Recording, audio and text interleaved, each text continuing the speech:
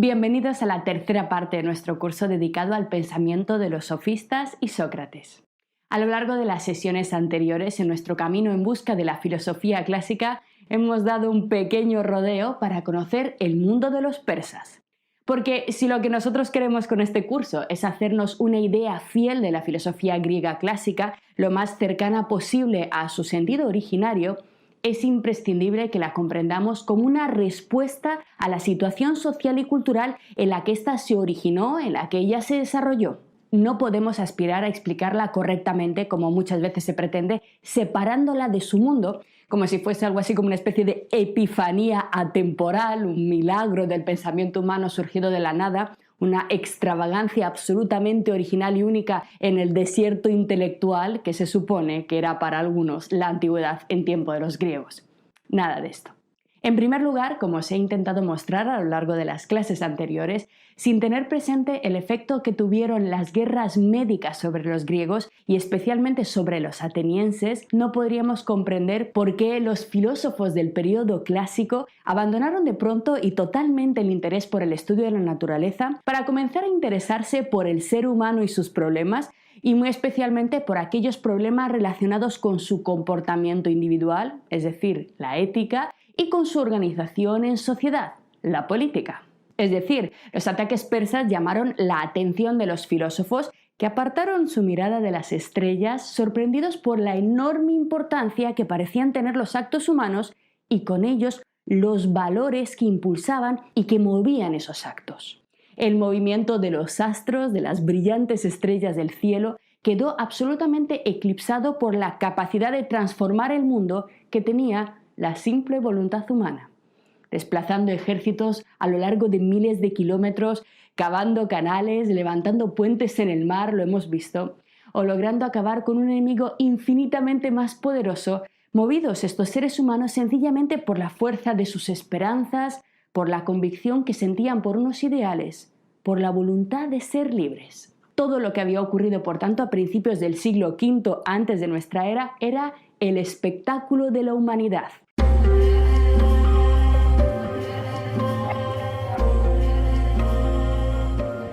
El fascinante teatro de las ambiciones del hombre desplegadas que, llevadas a los extremos de las guerras médicas, parecían albergar para los filósofos conocimientos mucho más fascinantes e imprescindibles que simplemente conocer el movimiento constantemente regular de las estrellas.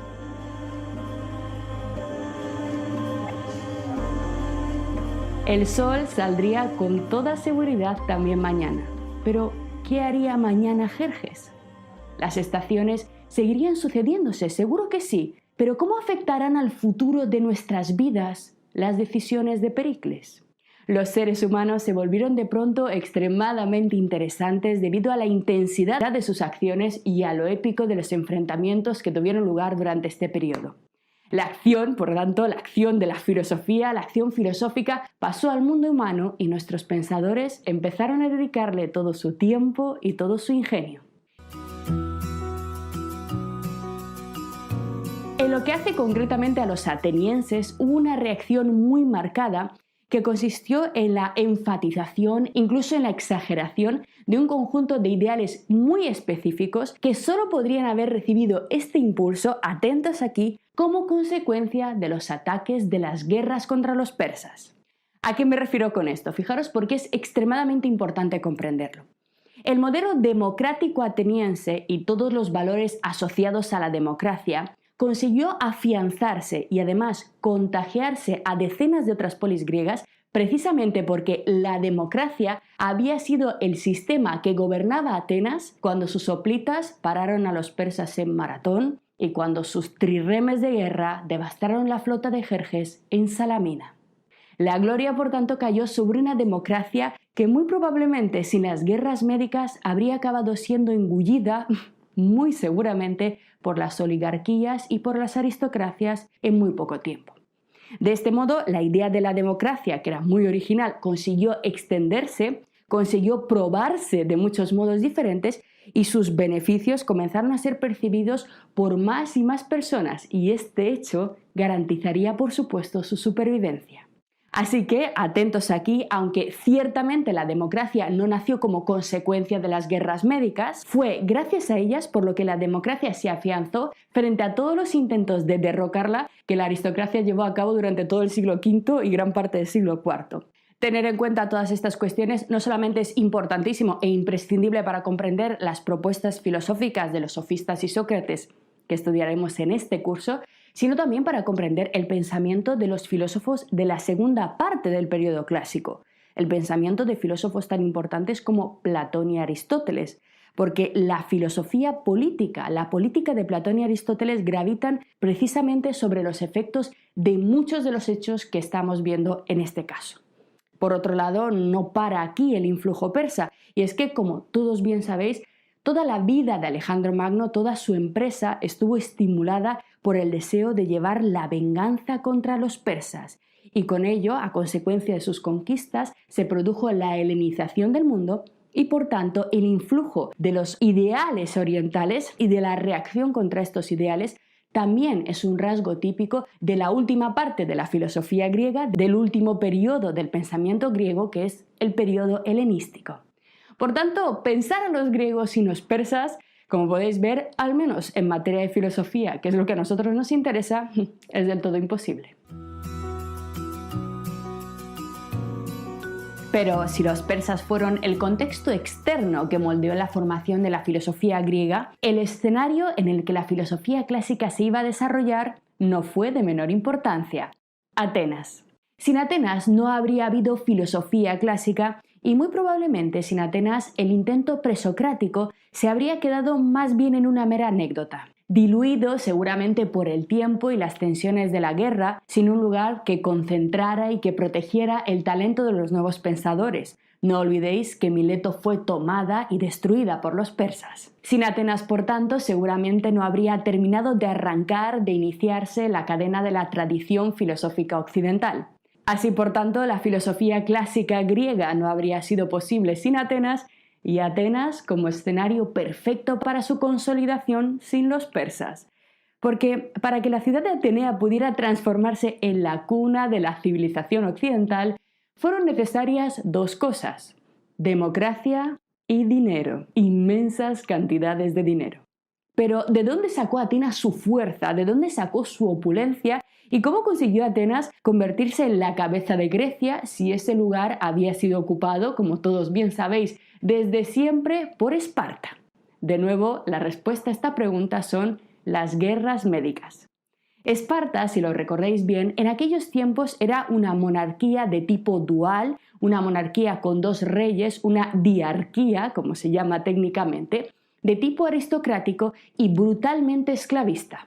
Debido a sus graves y constantes problemas internos con los esclavos hilotas y a las frecuentes traiciones de algunos de sus reyes y generales que, como hemos estudiado, se fueron con los persas, traicionaron a los griegos, Esparta no pudo estar a la altura de las guerras médicas.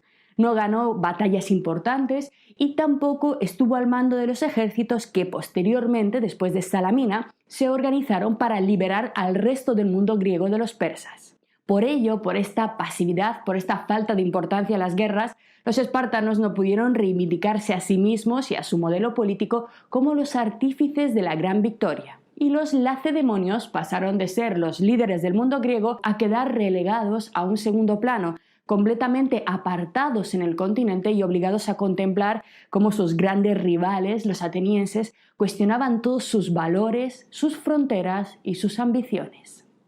Sin embargo, la principal razón de la caída de Esparta fue el mar. Como bien recordáis, las batallas más importantes de las guerras médicas fueron batallas navales, un ámbito en el que el ejército espartano en aquellos momentos no tenía absolutamente nada que decir. Los espartanos eran guerreros de infantería, soldados de infantería, tropas de tierra entrenadas para luchar en el cuerpo a cuerpo, pero Esparta no tenía prácticamente flota y carecía de cualquier tipo de experiencia en el mar. En cambio, los atenienses y sus aliados isleños dominaban las olas del Mediterráneo desde hacía generaciones, y al final de la guerra, como sabemos, se hicieron con el control militar y comercial de gran parte del Mediterráneo gracias a la enorme flota de trirremes que quedaron intactos tras vencer a los persas. Pero si bien los atenienses ciertamente lograron afianzar su sistema democrático y apartar a Esparta del primer plano de la política griega, su modelo de gobierno, la democracia, requería un esfuerzo económico inmenso para su mantenimiento diario. La democracia ateniense, atentos frente a los faraones o a los reyes persas, desarrolló un complejísimo sistema de garantías legales y judiciales gestionadas por un enorme número de magistrados, jueces, funcionarios y muchos otros cargos que estudiaremos enseguida, de tal forma que la democracia, el sistema democrático ateniense, requería, atentos, más de 4.000 personas diariamente activas para su servicio. Y por tanto, la democracia ateniense requería grandes cantidades de dinero para su mantenimiento.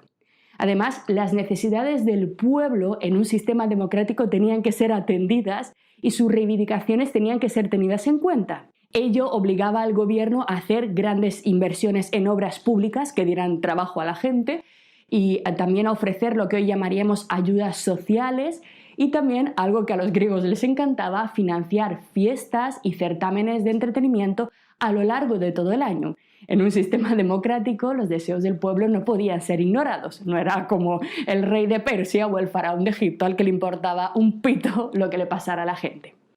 Todo ello, por tanto, requería para su mantenimiento una cantidad de dinero tan grande que la ciudad de Atenas no podía generarla por sí misma y que también fue puesta a su disposición como consecuencia de las guerras médicas. Como vamos a tener oportunidad de estudiar en detalle en las siguientes clases, para ser libres y democráticos, para gozar de las artes, disfrutar de las fiestas y permitirse la libertad de la crítica abierta, que fue lo que verdaderamente expolió la filosofía clásica, los atenienses tenían que ser ricos. Y esta riqueza fue alcanzada tras las guerras médicas por dos vías, por dos caminos fundamentales que no podemos obviar y que, sin embargo, nos van a empezar a mostrar la otra cara de Atenas. Una cara quizá no tan agradable, una cara mucho más oscura, pero no menos real e importante, atentos, para la comprensión del desarrollo de la filosofía clásica. Una cara de los atenienses cruel, que demasiadas veces se nos oculta y que, por ocultarla, por no explicarla claramente, deja en nuestra visión del mundo griego lagunas que nos impiden comprender partes esenciales del pensamiento de sus principales representantes. No nos permiten entender por qué Aristóteles tenía sus ideas políticas o por qué Platón hablaba como hablaba. Por eso tenemos que profundizar. Así que atentos. La riqueza de Atenas, que mantuvo su democracia durante el siglo V, fue alcanzada por dos caminos fundamentales. En primer lugar, mediante la creación de nuevas colonias en diversos territorios no griegos del Mediterráneo.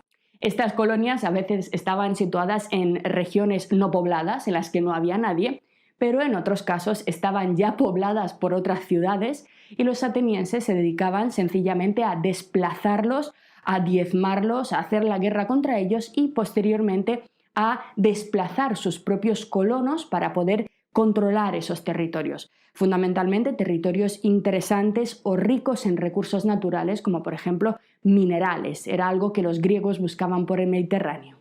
En segundo lugar, por medio de la sumisión, en este caso, de polis plenamente griegas, que fueron militarmente obligadas a pagar tributo a Atenas y a comerciar en condiciones ventajosas para la ciudad de Atenea, siempre bajo amenazas de terribles castigos si se negaban a hacerlo. En las próximas clases veremos algunos ejemplos de algunas ciudades totalmente griegas, de algunos aliados de Atenas que fueron literalmente exterminados por su deseo de salir de la alianza con Atenas, por su deseo de ser libres y dejar de pagarles tributos. Y así llegamos a la tercera vía por la que Atenas sacó grandes cantidades de dinero, y esta fue los réditos derivados de la creación de una confederación militar, a cuya cabeza estaba la propia Atenas, una confederación militar naval destinada, atentos, a ofrecer protección a sus miembros contra los persas. Se creó algo así como una organización defensiva que garantizaría la seguridad de los miembros de la organización, de aquellas ciudades que estuvieran aliadas en esa nueva confederación, contra los persas. Dicha defensa, eso sí, no salía gratis y todos sus miembros tenían que pagar tanto con dinero como con productos, fuera grano, materiales o incluso mano de obra, su pertenencia a la llamada, lo estudiaremos enseguida, Liga de Delos. Finalmente, la cuarta y última gran vía de recaudación económica por parte de Atenas fue un floreciente comercio de productos artesanales fabricados por esclavos, cuyas vías de comunicación eran, una vez más, protegidas y favorecidas por la flota militar ateniense. La cerámica, la bellísima cerámica griega que encontramos por toda la cuenca del Mediterráneo, fue obra de personas esclavas que trabajaban para ellos. Nuestra tarea, por tanto, a lo largo de las siguientes clases, en esta tercera parte del curso, será la de conocer más de cerca a esta gran ciudad, a Atenas, al escenario de la filosofía clásica.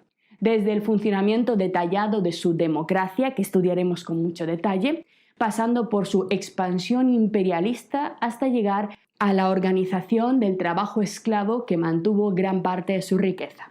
Por tanto, si estáis preparados, dejamos ya atrás el mundo oriental de los persas y vamos a por Atenas. Nos esperan, os lo aseguro, enormes sorpresas.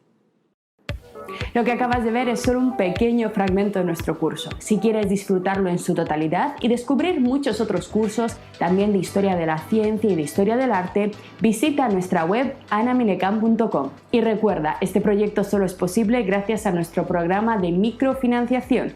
Si quieres apoyarnos, conviértete en uno de nuestros micromecenas en Patreon.